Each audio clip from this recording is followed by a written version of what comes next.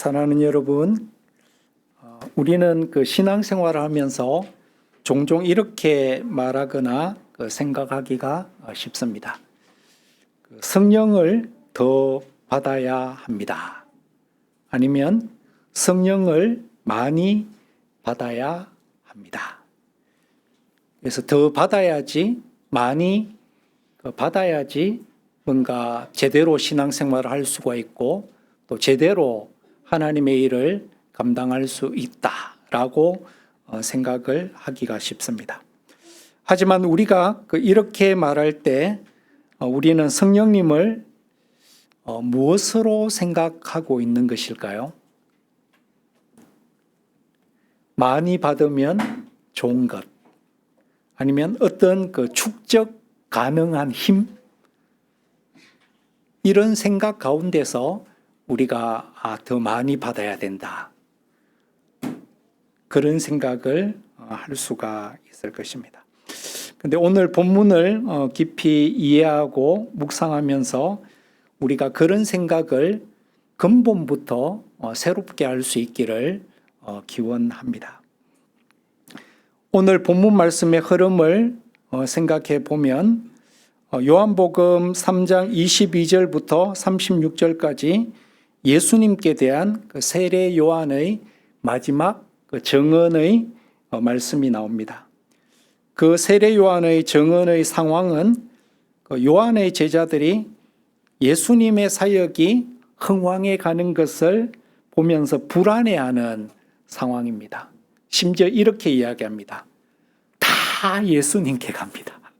지금까지는 세례 요한 선생님이 흥왕했는데 이제는 조금 약해지는 것이 아니라 다 예수님께 가버립니다 라고 이야기하는 상황입니다. 그때 세례 요한은 이렇게 말합니다. 그는 흥하여야 하겠고 나는 쇠하여야 하리라. 우리가 너무나 잘 아는 말씀이지만 사실 이 고백은 엄청난 고백입니다. 우리가 세상을 살아가면 살아갈수록 우리의 모든 것들을 다 내려놓고 정말 주님께만 영광을 돌린다. 이게 말은 쉬운 것 같지만 살아가면 살아갈수록 이게 쉽지 않다는 것을 우리는 알고 있을 것입니다. 그리고 세례 요한이 바로 어려서부터 성령 충만한 삶을 살았기 때문에 성령님께 세례 요한이 이것을 배웠고 또 그런 삶이 훈련되었다라고 할 수가 있습니다. 그리고 성령님의 성품이 사실은 이런 성품입니다. 예수님을 높이고 자신은 숨기는, 요한복음 14장 16장에 보면 바로 성령님께서 바로 이런 성품을 가지고 계시다는 것을 우리가 알 수가 있습니다. 그리고 이제 세례 요한은 예수 그리스도께서 누군지를 제자들에게 구체적으로 알려줍니다. 요한복음 3장 31절에서 33절 말씀입니다. 예수님은 위로부터 오시는 분이시다. 그분은 모든 것 위에 계신 분이시다. 그분은 하나님의 참된 정언자이시다. 즉 하나님께서 보내신 그분은 하나님의 말씀을 하신다. 나하고는 차원이 다른 그런 분이시다. 그리고 그분은 하나님과 영원전부터 함께 계셨기 때문에 하나님을 누구보다도 잘 아는 분이시고 하나님에 대해서 확실하게 증언해 줄 수 있는 분이시다라고 세례 요한은 제자들에게 그렇게 이야기를 합니다. 여기서 중요한 질문이 하나 생깁니다. 왜 예수님의 말씀은 그 자체가 완전한 하나님의 말씀이라 할 수 있는가? 예수님께서 영원부터 하나님과 함께 계셨기 때문에 그럴 수 있다라고 해도 예수님의 말씀 자체가 완벽하다, 완전한 하나님의 계시다라고 했을 때 어떻게 그렇게 이야기할 수 있을까라고 했을 때 34절에 세례 요한은 그 답을 우리에게 알려줍니다. 요한복음 3장 34절을 함께 읽어보겠습니다.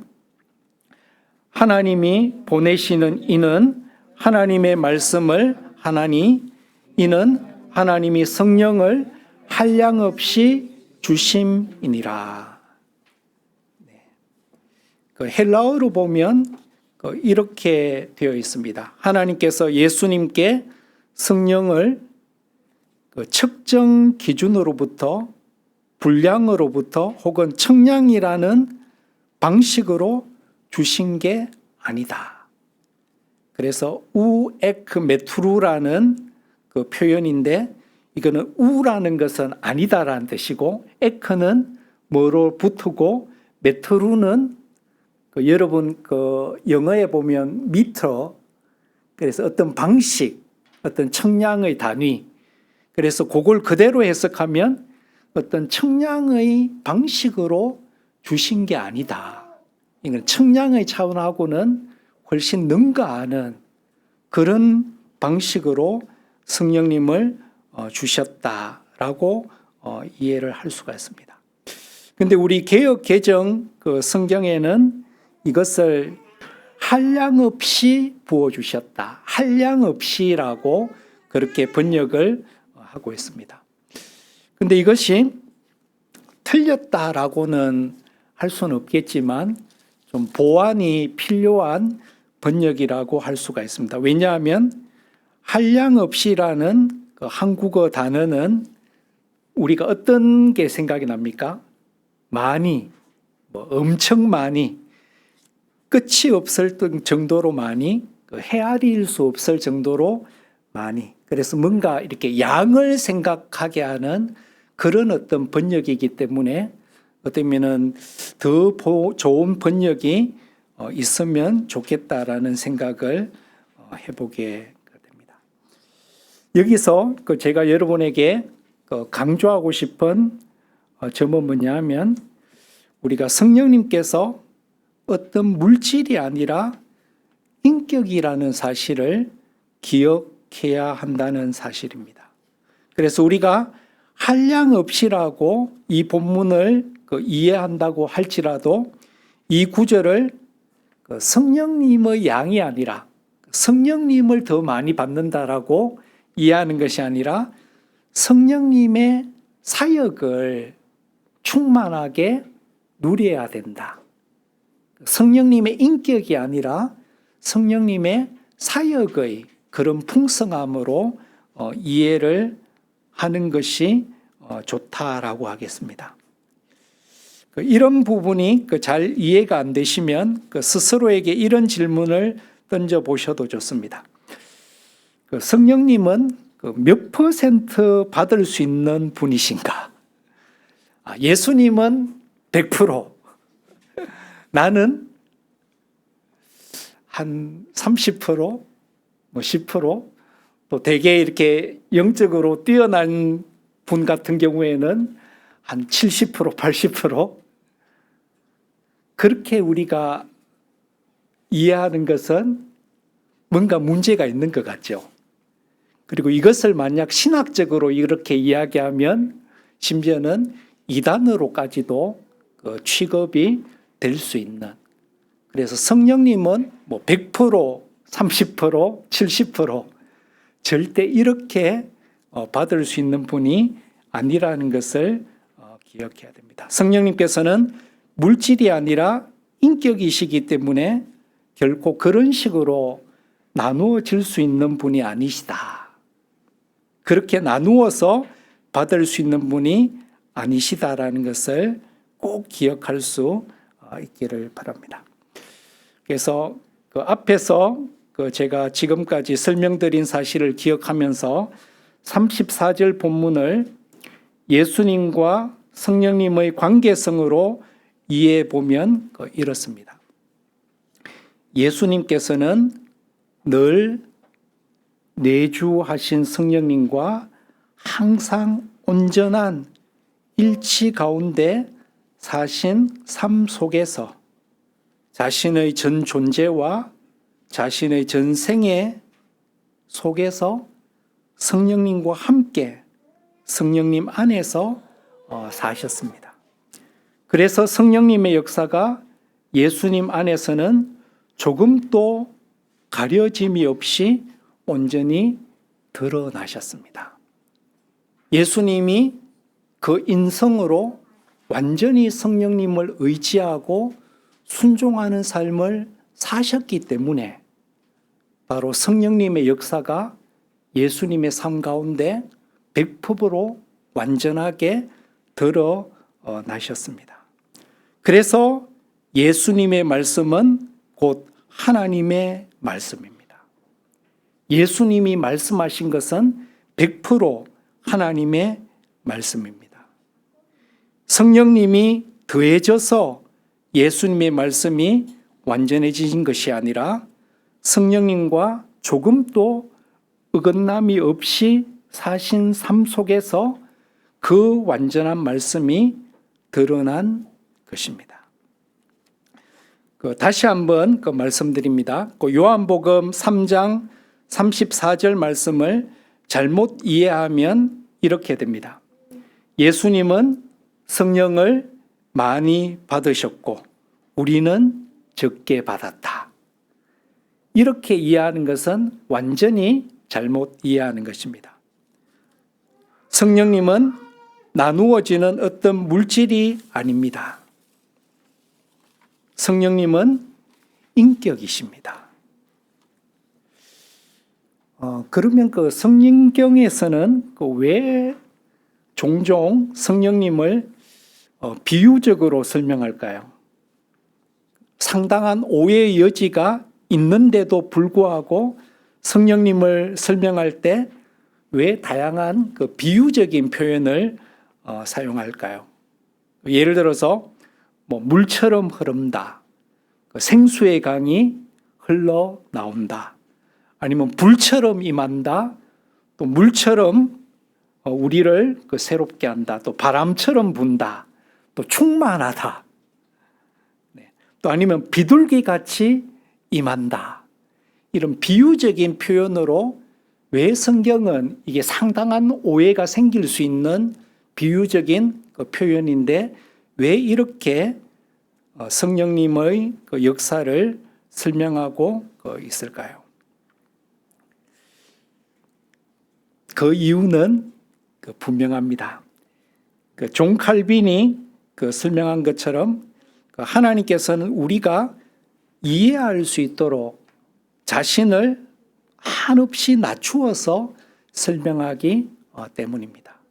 성령님은 영이시고 보이지 않으시고 사실은 성령님이 역사하셔도 그걸 체험한 사람은 알지만 다른 사람은 알 수 없는 그게 정상이에요. 왜냐하면 성령님은 영이시기 때문에. 그런데 성령께서는 그렇게 설명했을 때 어린아이나 많이 못 배운 사람들은 이해할 수 없는 그런 요소가 너무나 많기 때문에 누구라도 이것을 쉽게 이해하고 또 성령님의 역사가 구체적인구나, 이것을 깨닫게 하기 위해서 이런 비유적인 표현으로 바로 성경에서는 성령님의 역사를 설명하고 있다는 것입니다. 그래서 성령님에 관한 성경의 비유적인 표현은 성령님의 본질을 말하는 게 절대 아닙니다. 바로 성령님의 사역이 그렇겠구나. 비둘기같이 많은 물처럼 또 불처럼 역사하는 바로 성령님의 사역이 그렇다라는 것입니다. 물은 생명을 주고 정결하게 하시는 성령님의 사역을 알려줍니다. 불은 죄를 태우고 변화시키시는 성령님의 사역을 알려줍니다. 바람은 보이지 않지만 주권적으로 역사하시는 성령님의 사역을 알려줍니다. 기름은 사명을 위해 기름 부으시는 성령님의 사역을 알려줍니다. 그리고 충만이라는 것은, 성령 충만이라는 것은 제한 없이 역사하시는 성령님의 역사를 알려줍니다. 여기서 중요한 것은 성령님께서 물, 불 그런 것이 아니라 성령님의 사역이 그것들과 같다는 것입니다. 그래서 우리는 그러면 어떻게 해야 됩니까? 이런 비유를 오해해서는 되지 않고 의도를 읽어야 됩니다.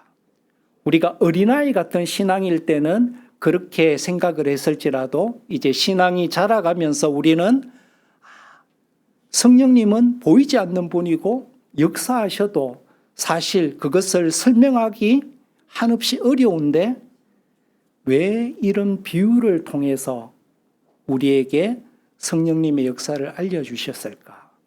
하나님의 의도를 읽을 수 있을 때 우리의 신앙이 이제 조금씩 장성해진다라고 할 수가 있습니다. 그래서 이제 문제는 그 비유적 표현이 아니라 문제는 우리의 이해가 어린아이 수준에 머물러 있다. 이것이 가장 큰 문제라는 것을 기억해야 됩니다. 그래서 우리는 그 어린아이 같은 수준에서는 자꾸 성령을 얼마나 받았는가, 내가 몇 프로 성령 충만해졌는가, 이렇게 성령님을 자꾸 양으로 생각하는데 이것은 말 그대로 어린아이 같은 수준에 머물러 있는 것입니다.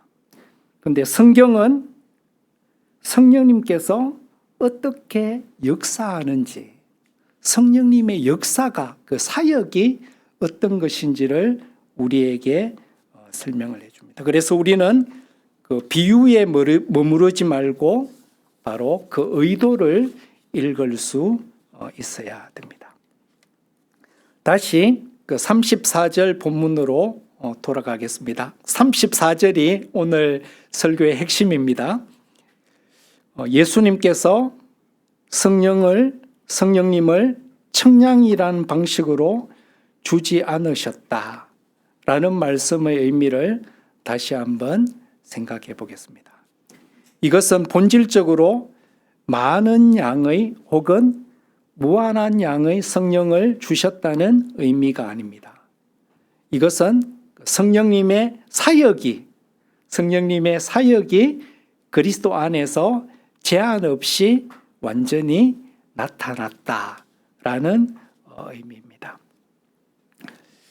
예수님께서는 태어날 때도 성령으로 잉태되셨고 또 성령님의 보호 가운데서 태어나셨습니다. 그리고 성령으로 기름 부음을 받으셨고 성령 안에서 사셨습니다. 예수님은 잉태 때부터 성령과 함께 하셨고 성령 안에서 지혜와 키가 자라하셨습니다. 그 예수님이 세례 요한에게 세례 받으셨을 때 성령께서 비둘기같이 임하시는 사건을 통해서 이스라엘 앞에 예수님이 드디어 공적으로 자신의 메시아됨을 드러내십니다. 이걸 잘 이해해야 되는데요. 예수님은 잉태됐을 때부터 세례 요한에게 세례 받을 때까지도 완전히 성령님과 100% 완전히 함께하는 삶을 사셨습니다. 근데 세례를 딱 받았는데 그때 비둘기같이 성령이 임하시고 하늘에서는 이는 내 사랑하는 자요 기뻐하는 자다라고 성부 하나님이 음성을 발해 주셨습니다. 그런데 이것은 사실 예수님 자신에게 포인트가 있다기보다는 바로 그 주위에 있는 제자들에게 또 세례 요한에게 바로 이 예수님이 하나님의 메시아라는 것을 공적으로 선포하는 의미가 있습니다. 사실 그 비둘기같이 임하는 그 퍼포먼스가 없어도 이미 예수님은 100% 완전하게 성령님과 함께하는 삶을 사셨기 때문에 사실은 예수님 개인적으로 보면 그것이 없어도 되는 사건입니다. 근데 바로 예수님이 이제 공적으로 바로 예수님이 메시아로 취임하시는 또 대관식을 거행하시는 바로 그 사건이 세례 요한에게 세례 받으신 사건이다. 그렇게 우리가 이해를 할 수가 있습니다. 예를 들어서 어떤 사람이 이미 그 직분을 맡기로 결정되고 준비되어 있었지만 취임식 혹은 대관식을 통해서 그 사실이 공적으로 드러납니다. 예를 들어서 어떤 사람이 이제 대통령으로 임명되었다고 했을 때 이미 그 사람은 대통령이에요. 그죠? 선거를 통해서 벌써 선출이 되었고 임명을 받았습니다. 근데 취임식은 따로 하죠. 왜 그 취임식을 합니까? 바로 모든 사람들에게 바로 이 사람이 그 대통령이 되었다는 것을 공적으로 선포하는, 그리고 그런 대통령이 되었을 때 앞으로 어떻게 국정을 운영하겠다는 그런 메시지가 거기서 또 전해지기도 하는 그런 부분이 있습니다. 그래서 취임식, 대관식이 있기 이전에 이미 그 사람은 대통령이에요.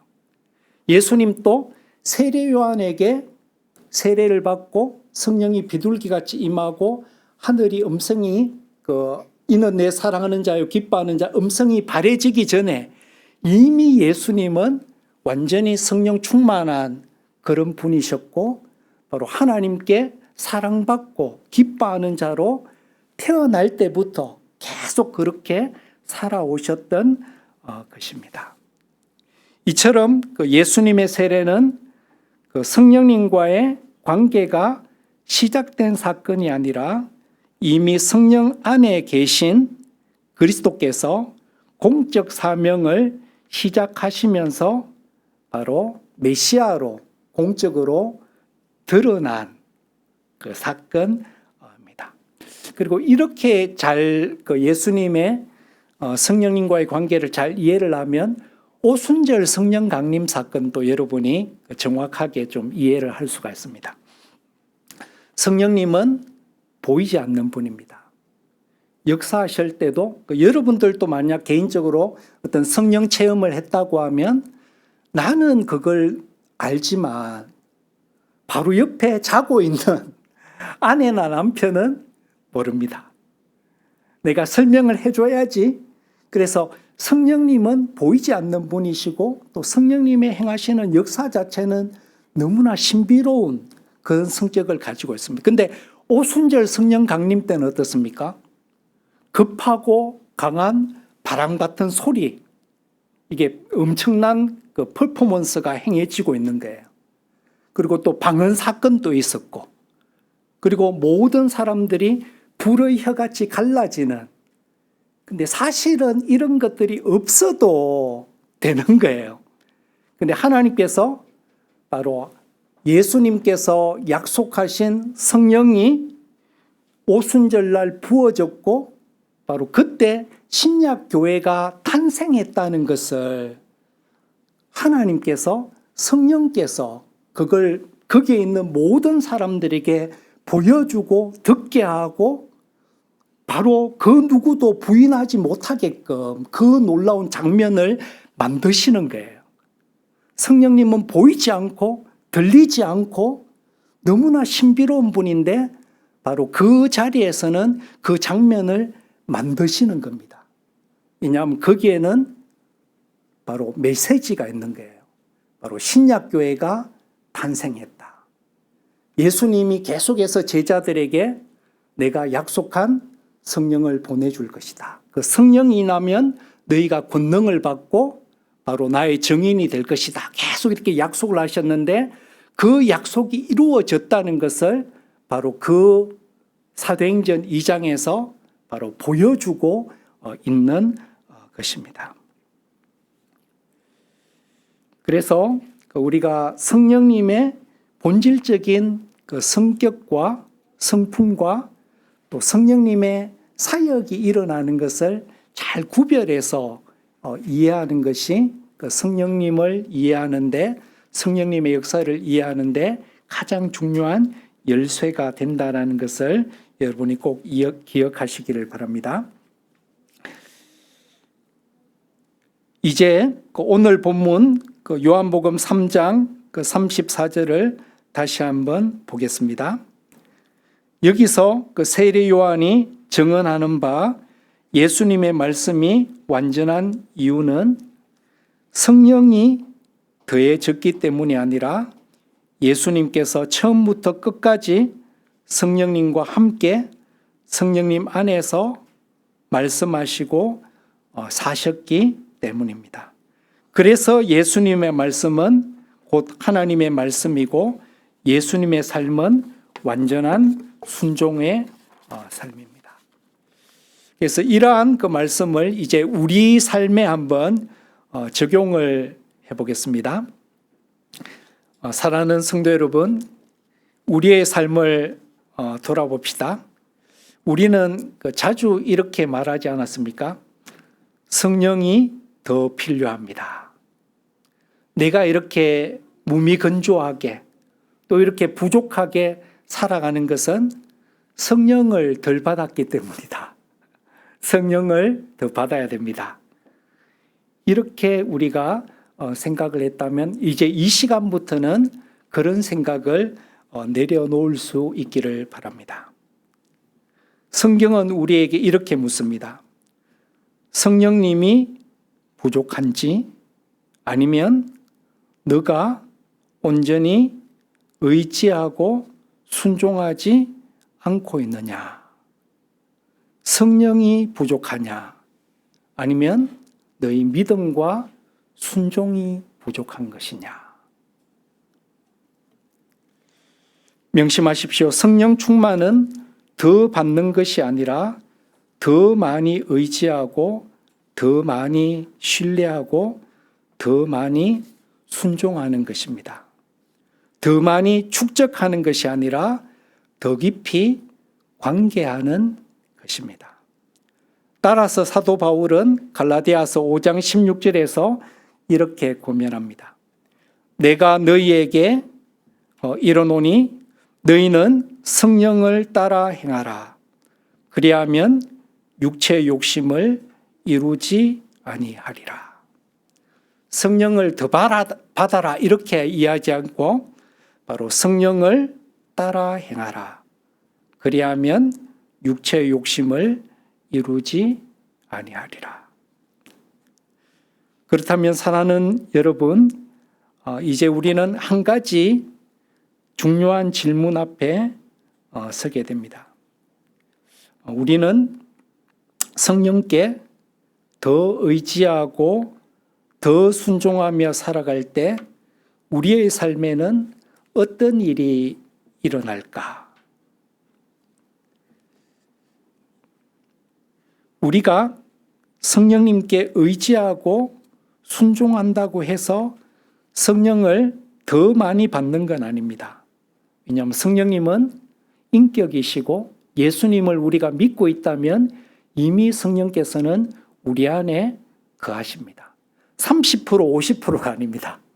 성령님은 인격이시기 때문에 100% 우리 안에 거하십니다.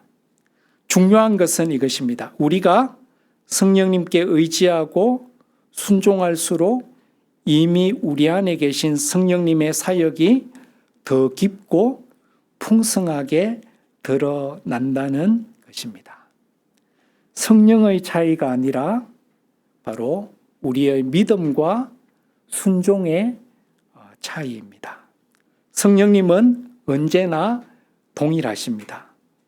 문제는 성령님이 아니라 우리가 그분께 얼마나 우리 자신을 내어드리는가, 이것이 바로 중요합니다.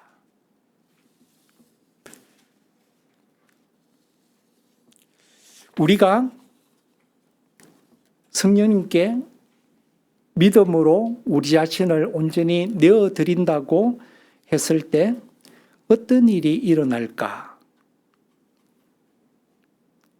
온전한 믿음의 삶을 살아간다고 해도 우리가 그냥 세상적으로 기대하는 대단한 일이 일어나는 경우는 아주 드뭅니다. 오히려 더 믿고 순종하는데 더 많은 고난이 올 수도 있습니다. 더 큰 어려움과 난관이 생길 수 있습니다.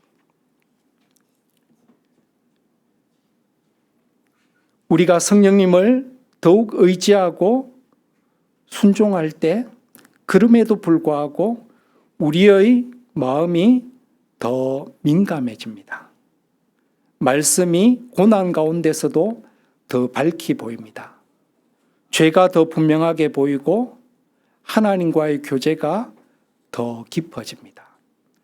우리의 상황과 환경이 바뀌는 그런 부분은 오히려 아주 드물고 더 어렵고 더 힘든 상황이 있어도 바로 우리의 믿음이 더 새로워지는 것이고 이것이 바로 성령 충만한 역사인 것입니다. 여기서 또 하나의 중요한 진리를 붙잡아야 되는데요. 우리는 종종 이렇게 생각합니다. 성령님이 역사하시면 느껴져야 된다. 성령님이 함께 하시면 뭔가 바뀌어야 된다. 근데 성경은 그렇게 말씀하지 않습니다. 예를 들어서 요셉의 삶을 한번 생각해 보겠습니다. 요셉은 보디발 집에서 그 어려운 가운데서도 정직하게 살았습니다. 1, 2년이 아니라 많은 세월을 그렇게 살았습니다. 그 결과가 뭡니까? 억울한 누명을 쓰고 감옥에 갇혔습니다. 그때 요셉의 마음속에 어떤 생각이 들었을까요? 나는 이런 가운데서도 믿음으로 순종했는데 왜 내 삶은 이런 상황일까? 왜 점점 더 어려워지는 것일까? 그렇지만 놀라운 것은 그 감옥에 갔을 때도 요셉이 믿음과 순종의 삶을 팽개치지 않고 그 감옥에서도 신실하게 믿음과 순종의 삶을 살아갔다는 것입니다. 그것이 바로 성령 충만의 역사인 것입니다. 성경은 분명히 말씀합니다. 여호와께서 요셉과 함께 하심으로 감옥에서도 보이지 않아도 느껴지지 않아도 상황이 나빠 보여도 하나님은 여전히 함께하고 계셨습니다. 성령님의 역사는 우리가 느껴지지 않아도 내가 체험하지 않아도 그 순간에도 성령님의 역사는 변함이 없습니다.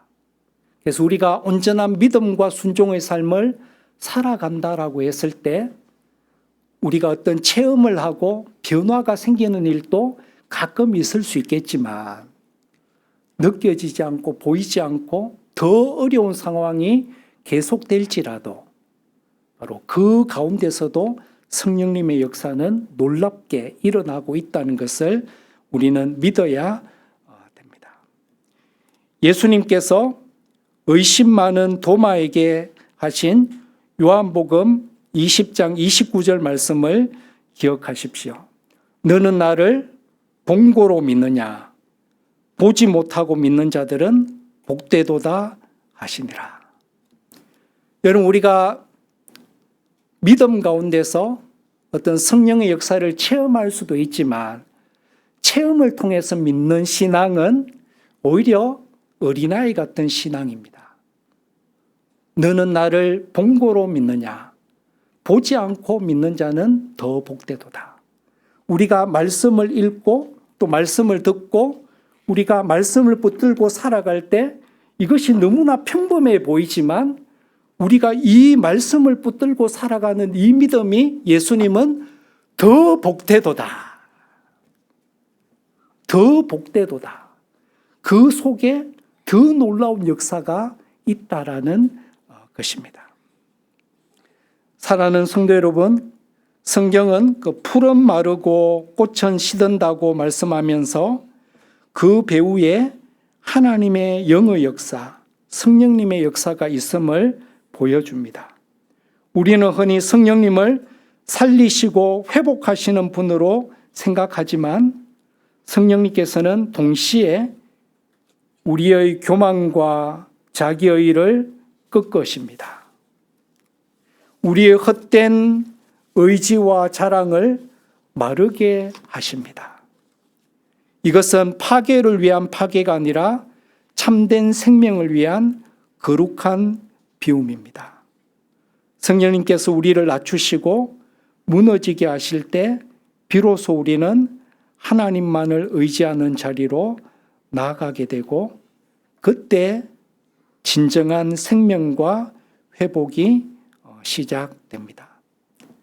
그래서 성령님의 역사는 단지 위로와 회복에만 있지 않고 우리를 죽이고 다시 살리시는 하나님의 구원의 전 과정, 우리의 일생 가운데 온전히 녹아 있습니다. 이것은 요셉만의 이야기가 아닙니다. 예수님을 보십시오. 성령으로 충만하게 사셨지만 광야로 이끌리셨고 시험을 받으셨고 결국 십자가로 가셨습니다. 그러나 그 모든 과정 속에서도 성령님께서는 완전히 역사하고 계셨습니다. 히브리서 9장 14절 말씀입니다. 하물며 영원하신 성령으로 말미암아 흠없는 자기를 하나님께 드린 그리스도의 피가 어찌 너희를 깨끗하게 하지 못하겠느냐. 예수님은 십자가 죽음에서까지 바로 성령님을 온전히 의지하고 믿음으로 순종하는 그 삶을 사셨습니다. 이것을 좀 더 구체적으로 이해하기 위해서 십자가에서 예수님께서 엘리 엘리 라마 사박다니 나의 하나님 나의 하나님 어찌하여 나를 버리시나이까. 이 예수님의 외침을 어떤 사람들은 이야기하기를 예수님은 십자가에서 성부 하나님께 버림받았다. 하나님과의 관계가 끊어졌다라고 이해를 하지만 그것은 완전히 잘못된 이해입니다. 예수님께서 엘리 엘리 라마 사박단이라고 했을 때 이것은 시편 22편 그 말씀을 1절을 그대로 인용한 것입니다. 나의 하나님 나의 하나님 어찌하여 나를 버리시나이까. 근데 그 시편 22편에 보면 그 사람이 시편 기자가 그 어려운 가운데서도 다시 하나님을 붙듭니다. 그리고 그 시편 후반부에는 바로 하나님께서 이 모든 고난을 통해서 영광을 받으시고 하나님의 복음이 더 놀랍게 선포되는 만국이 주님께 돌아오는 그런 역사를 이루실 것이라는 것으로 그렇게 끝납니다. 예수님께서 그 내용을 모르고 나의 하나님 나의 하나님 어찌하여 나를 버리셨나이까 그렇게 고백했을까요? 그게 아니에요. 바로 그 모든 말씀을 알고 그렇지만 그 고통이 실제 너무나 엄청난 고통이었기 때문에 그럼에도 불구하고 바로 나의 하나님 나의 하나님 이 과정을 통해서 하나님이 약속하셨던 그 놀라운 약속들이 다 이루어질 것을 믿습니다.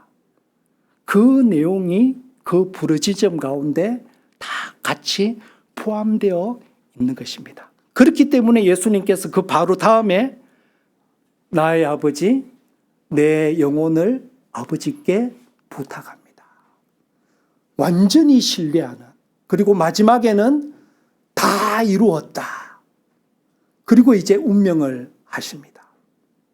바로 그런 맥락 가운데서 바로 나의 하나님 어찌하여 나를 버리시나이까라는 그 탄식이 예수님의 고백이었던 것입니다.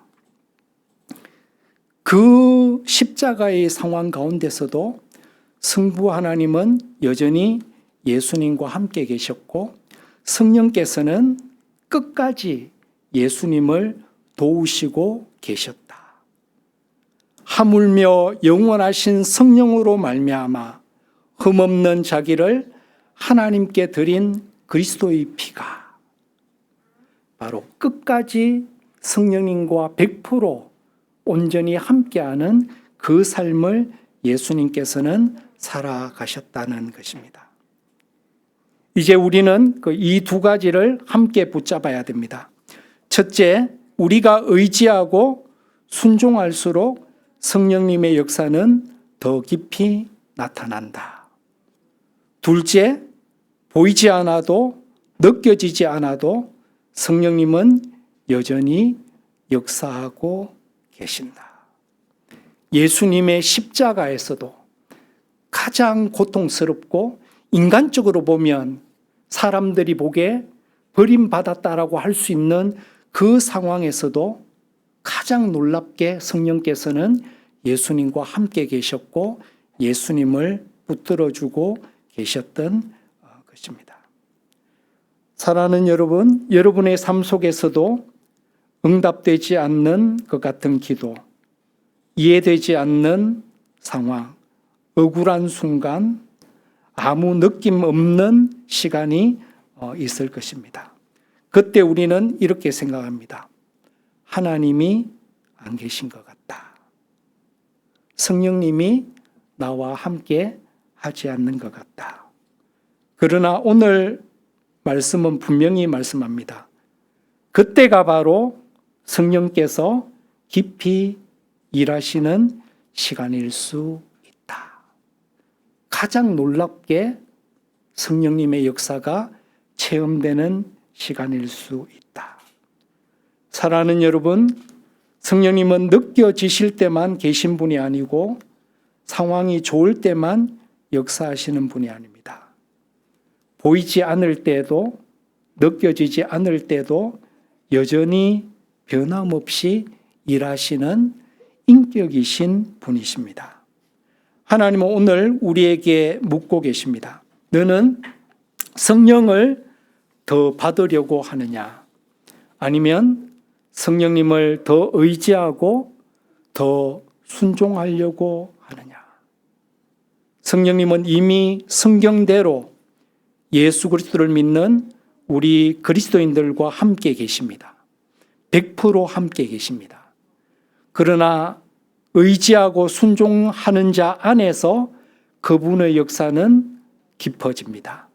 그리고 느껴지지 않을 때에도 그분은 여전히 가장 깊이 일하고 계십니다. 갈라디아서 5장 16절 말씀입니다. 내가 이르노니 너희는 성령을 따라 행하라. 그리하면 육체의 욕심을 이루지 아니하리라. 성령의 차이가 아니라 믿음과 순종의 차이입니다. 성령 충만은 더 받는 것이 아니라 더 교통하고 더 의지하고 더 순종하는 것입니다. 성령의 역사가 때로는 부드럽게, 때로는 놀랍게, 참 다양하게 느껴질 때도 있지만 느껴지지 않아도 성령님은 여전히 일하고 계십니다. 이러한 믿음 가운데서 매일 매순간 성령님을 더 의지하고 더 신뢰하며 그분께 더 우리의 마음과 삶을 온전히 내어드리는 그러한 여러분과 제가 되기를 기원합니다.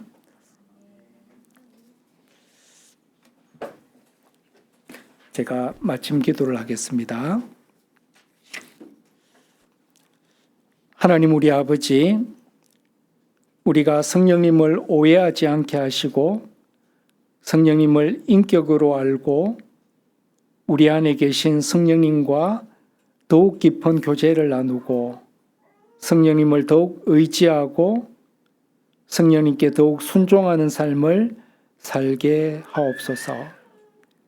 느껴지지 않을 때에도 성령님의 일하심을 신뢰하게 하옵소서. 우리 구주 예수 그리스도의 이름으로 기도드립니다. 아멘.